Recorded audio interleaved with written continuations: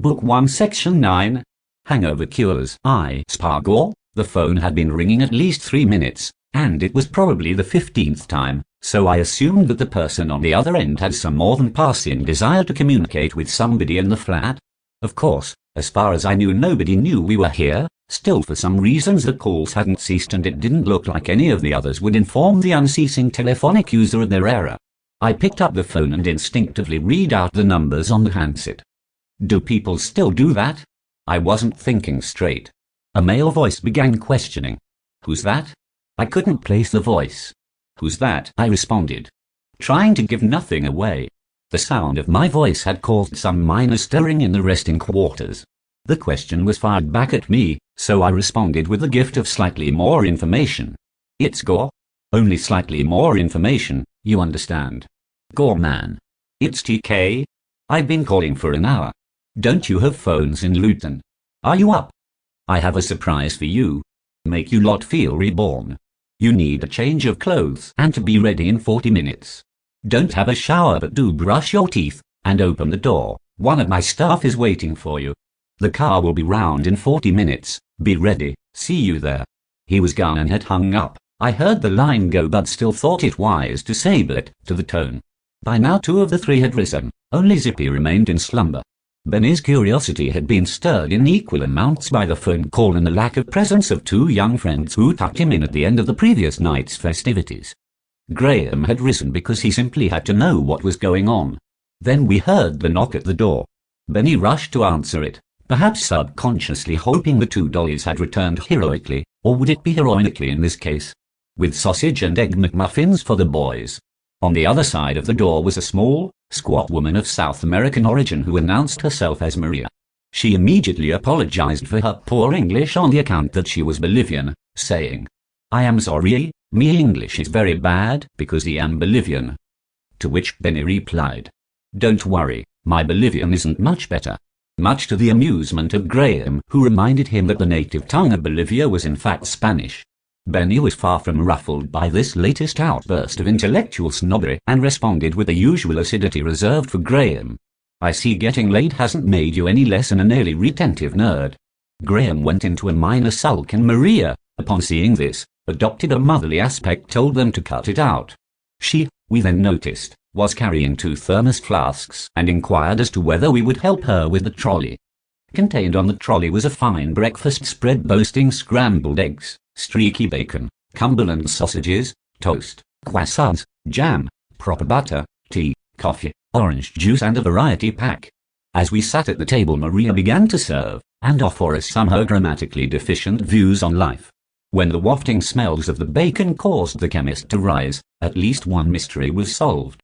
Zippy left the room with 2 waif-like blonde specimens who had originally been party to Benny's charms, but had then been enticed by the pharmaceutical offerings of the Zip. Benny managed to make the girls feel extra special by calling Zippy a sneaky sloppy second swine, and they made a hasty exit with the beady eyes of Maria casting aspersions on their character. She began, "We ate. That is not a woman. In me country the women are the most beautiful in the world. You go to Bolivia and you fall in love with the woman. She make you crazy with love. That is not woman. The yellow hair, where is the meat? She has no other fire in her heart. In Bolivia the woman make you mad with fire. You is crazy for the fire. You see the eyes and you know can move, you want dance.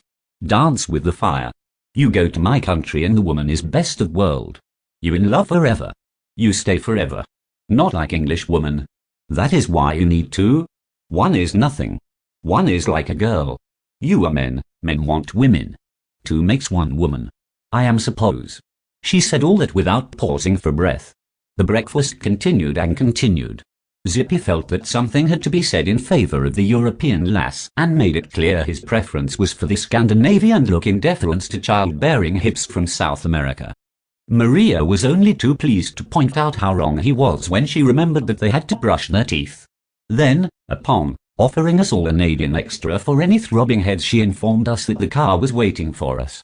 She bade us farewell and looked offended when we offered to help her with tidying things up. Be gone with us, we were told, and soon we were gone, our change of clothes in hand, and wondering just what awaited us. We get into a very smart-looking Audi A4 and sat comfortably in the passenger seats. Kenny was the driver. We met him yesterday, apparently, though judging by the tunes he has on I'm not surprised I don't remember him. We drive out of London, seemingly towards the north but not towards Luton, which is a relief. We drive for about 40 minutes and are in the countryside. Timmy must have something planned but lips remain tight. We approach a rather grand-looking stately home-type building and see TK propping himself up on his flashy Merc, with Hillary waiting by the side.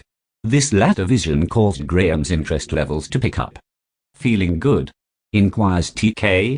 We feel obliged to hide the truth. "If not, you will do in a couple of hours. Welcome to one of my little retreats. I often adjourn here when things get out of hand after an evening's revelry." Timmy looks like the strongest thing that went past his lips yesterday was a cider lolly and an energy drink. We, on the other hand, look and feel like the devil is holding a swing ball round robin with Genghis Khan, Peter Sutcliffe and Black Lace in the overgrown weed garden that is our current consciousness. Timmy feels the need to go on. Our bodies have been the victims of excess, and, quite rightly, are cross with us. They will remain cross with us until we demonstrate how much we really dote on them by offering some form of internal cleansing. Then our bodies will be the first to forgive us, for they know that they need us as much as we need them, but, as in many walks of life, do not care for having the piss taken out of them. This was vintage TK. He couldn't simply say welcome to the herbal baths or spa or whatever this place was. He had to do the monologue. I'm sure Christians all over the globe are glad he didn't write the Bible, 'cause they'd still be reading it now and have no time to find their faith. We are led inside and greeted by a rather fine-looking pair of receptionists. Benny had been mumbling something about this being a waste of time outside, but was now enjoying the mental imagery of what he assumed would be a massage situation with these two, which would need rather TV movie-style saxophone music in the background. Our visit will take various stages. The first shall be an aromatherapy shower which claims to give some form of inner peace and outer cleansing. We'll wait before passing judgment on that one, but I'm tempted to cough bollocks rather loudly. Then we will enjoy the thermal baths, alternating from cold to tepid to hot for improved circulation. Timmy reckons this is what causes the hangover to dissipate, as the blood is forced into working quicker than being confused by the hot water. Now, I remember him failing biology O-level. Still, it's good crack with the fella from the centre pattering on and TK dropping in pearls of wisdom. Graham doesn't stop looking at Hillary and goes and stands by her. She's not giving much away, but it doesn't look like true love, and Graham is just plying Benny with ammunition for future piss-taking. From the baths we adjourn to take Arabic tea, cold as is done in the best establishments in Rabat, according to TK, though not corroborated by the guy we now know is called Sebastian. Vibe on, Seb. After tea, we will spend some time in the steam bath and enjoy the water jets of the jacuzzi. With the external areas now cleansed, it is time to work on the inside, starting with the muscles. A strenuous massage will help put everything back in its right place for the grand finale of lunch. Various types of fruit juice and salads. Don't fancy salads much, but we'll try anything once. We are taken to the changing rooms and in our individual cubicles prepare for the experience. The place provides us with navy blue swimming shorts, thankfully preferred in favor of figure-hugging and soul-destroying trunks. Inside the cubicle is probably better than my bedroom. My thieving instincts get the better of me and I decide that I shall be clearing this place out on my departure. Then when you think about the simple mathematics, this place can't come cheap, and most people don't rob, at least not to our standards, so they can probably afford to lose a few. In my way, I help the economy turn, without asking for thanks. The highlight for me so far is the white toweling bathrobe. I don't know if there are some toxins still cruising down the internal avenues and hanging out with their little red cellular friends, but I can't stop thinking that I look like a sheep and this causes a fit of the giggles which is only curtailed when I begin to retch, testament to over-smoking air. We all come out of the cubicle at more or less the same instant. People talk about girls who live together and synchronize their periods. In our own little way, we have synchronized our habits too, taking the same amount of time for the same activities and have the same ludicrous ideas for conversation in unison. Dressed like four biped sheep with fuzzy heads, we are ready for the first stage. There is an old fella on duty in the changing room, which is now my favorite thing about it is it allows me to believe myself in 50s New York. The first stage is rather bizarre, to say the least. There is a sort of tramulator, I believe they are called, or maybe my memory has been infested by episodes of the gladiators, which we stand on after removing the robe. This makes me think of a wolf in sheep's clothing, and I'm off again. Benny doesn't know why I'm laughing. If I explained it to him, that wouldn't change, though Gray and Zip consider a chuckle. I feel the bile rising in my throat again, and gasp for breath as the first jets of scented water tickle my body. Composing myself, I manage to write out the moment and get to the other end of the, I don't want to use the gladiator word, so I shall call it a gafiliporter until I find out the correct word. Stay tuned. Our robes travel at the same speed as us, though on a non-floor-based gafiliporter, which is protected by a glass shield to prevent ghastly drippings. On the other side are some of the beautiful people here to share this experience in spirit and body cleansing. I disembark first, offer hellos to all and everyone, followed Benjamin and Graham, who do the same. Then there is a sort of noise that turns into a kind of gasp, followed by the merest suggestion of a side chuckle. This soon becomes hearty laughter, and we decide to turn round and determine the cause of such mirth.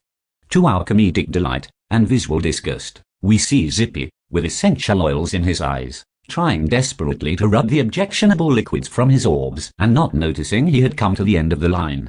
Expecting, like us, to have arrived at Terminal 2. Not the genuine catalyst for such merriment that on its own, but coupled with the fact that Zippy is as the day he was born, added to the fact that the cool jets have not had a flattering effect on his largesse, certainly is, as far as the staff and customers are concerned, one for the Christmas video. Zip immediately attempts a half-hearted form of expiation for his misdemeanor and tries, clumsily, to run backwards towards the changing room, displacing two old dears who cared not for brushing at the Capolita sausage on this their special treat to themselves. Despite the fact that movement was only being undertaken at speeds of less than 1 kilometer per hour, Zippy still managed to fall a number of times and add a normally unseen maladroitness to the proceedings. Eventually he returns, more suitably attired and ready for the next stage. When asked why he didn't put the shorts on, he replied that he thought it was going to be just us. When asked why he thought we would all want to hang around naked, he replied that that was a reasonable question which he could not accompany with a reasonable answer. Into the pools. The thermal baths boasted a traditional Arabic decoration, and subtle lighting bade the place a feeling of tranquility and harmony. It is strange to consider that the Romans did a lot of their business in these types of baths. For me, after 10 seconds in the hot pool, I could not manage a single word, let alone discuss the value of blue-chip shares in the electronics sector. Probably not a big seller in the Empiratum. When it starts to hurt is when it's time to get into the cold bath, informs TK. I enter and question his parentage. How that is supposed to be good for you is beyond me. I last for less than 10 seconds before fear of losing my now shriveled and rather despondent-looking Espade d'Amour forever. Into the tepid bath I re-encountered pleasure. Timmy insisted that we had to the whole routine at least 3 times to achieve the desired effect. I noticed that Graham is still staring at Hillary, transfixed by her 2-piece swimsuit.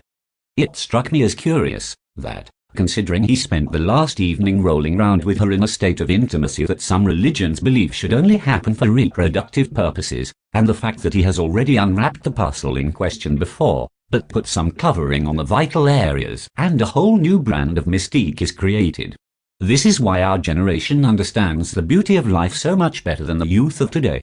Because we had to fight for everything, our outlets were your mother's catalogues and scraps on Channel 4. Now internet makes everything so accessible, there is no need to fight anymore. There is no true glory in a victory because everybody wins. Possibly. Not knowing whether to sweat or shiver, we enter the tea room. More sniggers are offered to Zippy as tea takers remember his organ, and down we sit. I'm not sure if I feel any better yet, though do feel had TK not come up with this, then the nearest boozer would be easing our pain. So well played to him. Inevitably, Benny pulls a face that he is being forced to imbibe embalming fluid when asked to drink the Arabic tea. Incapable of enjoying anything foreign to his previous knowledge, Benny cuts a worldly and windswept figure as he spits out the liquid that we are all enjoying. It's a first for me too, but the refreshing qualities of the brew are easily identified. I gulp down 3 cups and vow to discover more. Talking to the guy in there, and mentioning the change, he tells me that this kind of thing is much more common in Spain, obviously due to still present Moorish influence, though Granada would make a better port of call than Malaga. Noted. Big thanks to you from the Gore. Huge yum. Saunas just don't do it for me. At the start you think that this time it might be fun, fighting for breath and trying to filter the steam from the available oxygen as you begin to feel uncomfortable. Scorning as some smartass lashes 12 gallons of water onto the rocks recently brought over from the innards of Mount Etna. I remain on the lowest level as TK stands on the top and loudly inhales, sharing his appreciation with us. Hillary and Graham are talking now, but I get the feeling that is simply to take her mind off. She hasn't had her PDA in her hand for more than 1 hour now. I'm tempted to eavesdrop but don't wish to faint. Let's leave the looking like a tosser to Zippy. I'm the first to leave and enjoy the jacuzzi. The jet's finding the remaining knots in my muscles and I'm finding it difficult to keep my eyes open. I imagine that I'm sharing the waters with Jaimia, Janice and Chris Bell from Big Star, enjoying the patter of the celestial aqua whilst scoffing the works of the Beatles after the split. Suddenly, I am being pulled out of the water by Benny and Graham, who had entered this zone to find me peacefully beneath the water that was supposed to cleanse me. Our last stop on the circuit is the massage. Benny is convinced that this action is performed with the subtlety and grace of an Amsterdam zoopsu or die, despite our attempts to assure him that it doesn't appear to be that type of place. Timmy tells him if that's what he wants, nothing is too much trouble. With this, Benny is first on the bed and Timmy leaves, bestowing upon us a sly wink which means that fun is in the offing. Just as Benny is commenting on this being more like it, Timmy returns and tells him to close his eyes and delight in what is coming. We try to contain our laughter as two of the burliest guys ever to leave the cash bar begin their work with the oils and magic of the East. Benny is still none the wiser as those colossal hands work their way along his back. Groaning with pleasure, Benny is in a world of his own. We are painfully maintaining the laughter inside, biting our fists and feeling the tears roll down our eyes, only when the unmistakable tones of a Marib male request that he turn over can relief be administered as Benny realizes that he is the, pardon the pun, butt of our rather infantile, yet enormously hilarious and vintage humor. After returning to the changing rooms and promising Benny we wouldn't tell anyone about what had happened. At first we thought this was a strange request as everyone we knew was present, we had severed all ties with the past, then I realized he meant don't tell people he didn't know, that is, women. As if we would ruin your chances with a cheap trick like that. I am counting the minutes, young Mr. B, with my pockets full of freebies I depart, actually feeling cleansed from last night's successes. I could murder a pint and something from the chippy, though we'll have to accept a rather frugal lunch here. I can't see how this can be TK's idea. This has Hillary written all over it. This is truly pointless food. The carrot juice is okay, but salad never wins as a main for me. Maybe if it had a couple of pork chops in the middle, and the salad was replaced by chips. Chips are vegetables and vegetables are the base of salads, then the appeal may be greater. So, I smile and consume, trying not to think about the dono with my name on it roaming the streets of the capital. Timmy had one last piece of patter to liven up the colourful, yet tasteless, platter. "Your van?" was his inquiry. We responded by requesting some information as to the nature of his inquiry. Not exactly a comfortable ride to Scotland, is it? What you want is a nice motor. Share the driving. Have you tried the Audi, the A40? An absolute pleasure. It just so happens that I have an excess of these type of vehicles and am looking out for a van. One like yours. TK was telling the truth. The van was no use to us really, and it would be nicer to do the journey as some degree of luxury. We agreed and Dominion was told to park the Audi next to our van awaiting our return. The van was top of the range, but I was sure it couldn't cost more than the motor, so, once again we seemed to be one ahead of the crowd. Looking over to check the peloton could not catch us as we turned into the Champs-Élysées. Even the carrots start to pick up.